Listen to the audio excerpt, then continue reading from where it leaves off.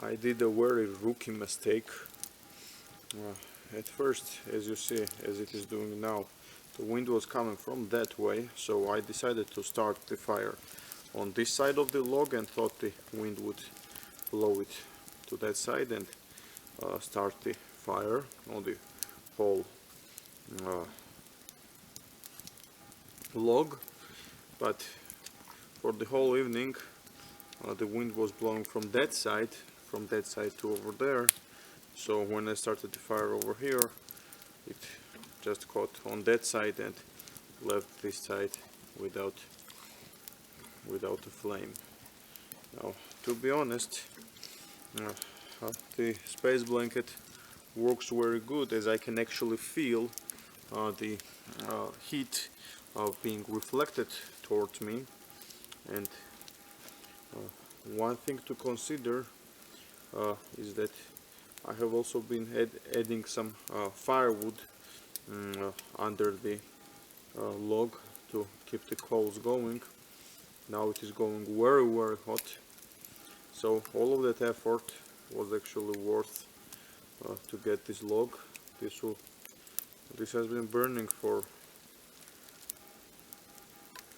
4 hours, I think, already, 3.5, 4 hours, and as you see, it is still burned like halfway through, I think, on that side. One thing I didn't realize is that these emergency space blankets, I have never used one, and this is pretty small, and if it was snowing, as you see, it would not give me cover from the snow on my head. But if it was snowing, I would maybe make a different configuration. This happened because I actually have a reusable space blanket. These are just disposable ones. I have a very good quality reusable space blanket. I don't know if you've seen the video. I have a video made about a super shelter, very simple super shelter that fits in like this size pouch. And if you have not seen that, I will link it down in the description. It is a quite interesting concept, but I was not able to find it at home, so that's why I got this emergency one out, and I went here with this. You may also say, why did I make a sitting shelter? But that's because actually the most heat is lost from your body to the ground. So the more you touch the ground, the more heat it will try to take from you. So this kind of pine woods are not filled with spruce boughs on the lower sides, because it is a very dense forest and the boughs are only on the top where the sun can reach them. So I cannot make a spruce bough bed. So next best thing is making a sitting shelter. This way the ground is not taking any heat from me and I am pretty warm. It will go down to like -4 or 5 at night. It won't be as crazy as it was the last time you saw me in my shelter. If you have not seen that video, I will also link it down in the description. But it is still pretty darn cold, and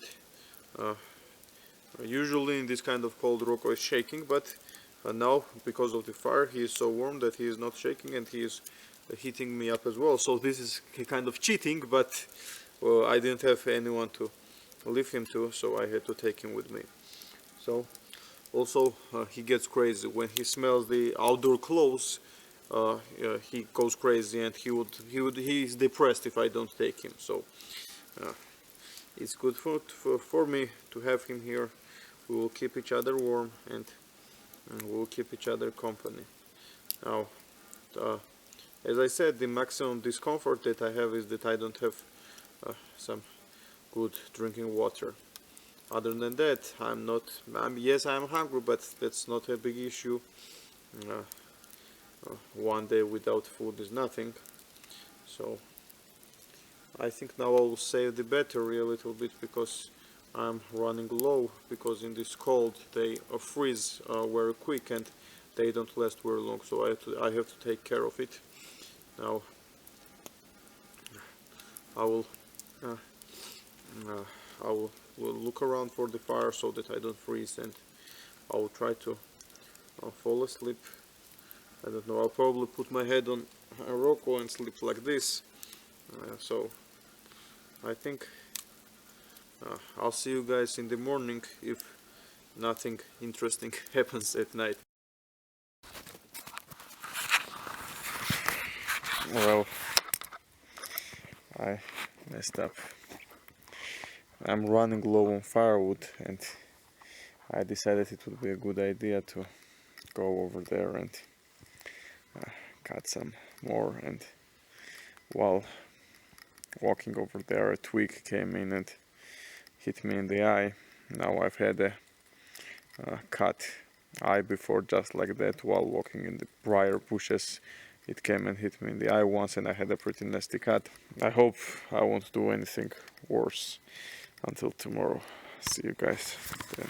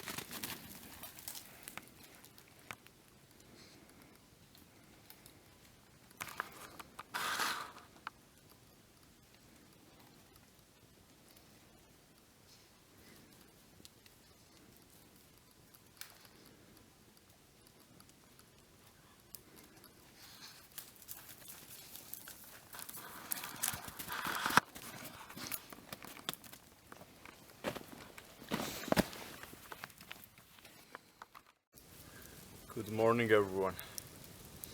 I hope you had a better night compared to what I did. If I said it was the most comfortable night, I would lie, but it probably wasn't the most uncomfortable as well. I was able to fall asleep a few times at night, but mostly I was awake. Rocco is waiting for the stick.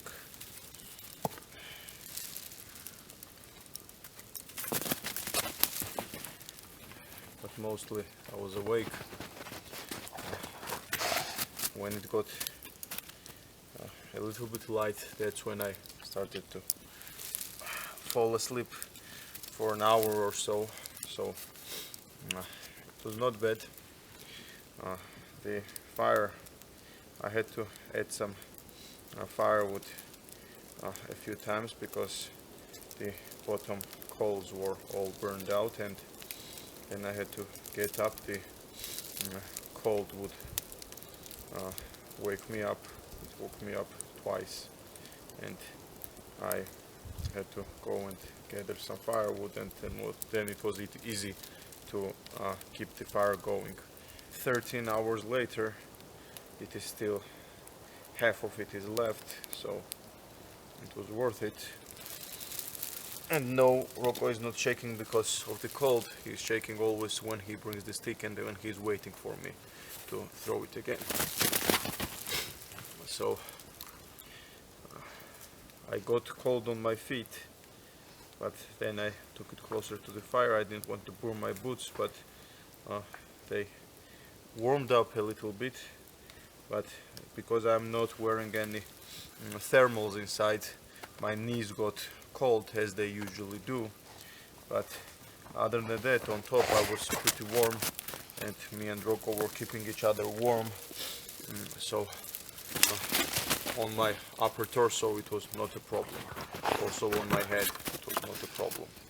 But the gloves of course got wet, and this was cold as well. But when making this wool anorak, I made the sleeves extra long so that when I'm cold I can cover my hands with it. So that's a plus. I have about an hour left until the 24 hours will pass, and then I will be heading home. I will be waiting for this fire to go down. I won't be adding any more firewood, and it will be going down pretty soon. This big log burns quite hot, without a doubt. Here's the condition of the log. It was about this long right here, and all of that got burned. So now it is burning on the middle part basically, and it has a lot of hot coals underneath, and I'm sure if I was staying here for longer I would be able to burn this whole piece by the evening.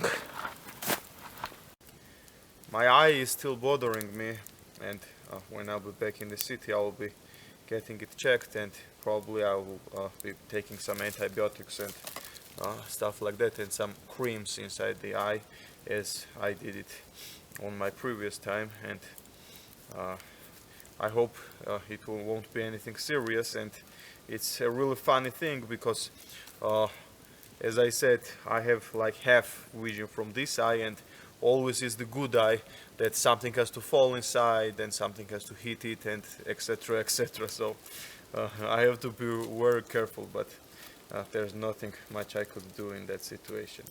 So I think that will be all for today. If you are interested in custom bushcraft gear, both basic and high-end, ferro rods, custom knives, Scandinavian kind of knives, collectors kind of exhibition grade knives, I make everything. You can check it on my website. Also you can join my Facebook group called Nick's Crafts. You can follow me on Instagram at HF Survival School or at Nick's Bushcraft Shop. So you can contact me if you are interested, and you can see what I make there in a very detailed pictures and videos. So I think that will be all for today. All of the important links will be down in the description, and you should definitely check it out. Thank you very much for watching, and stay safe out there. See you guys in the next one.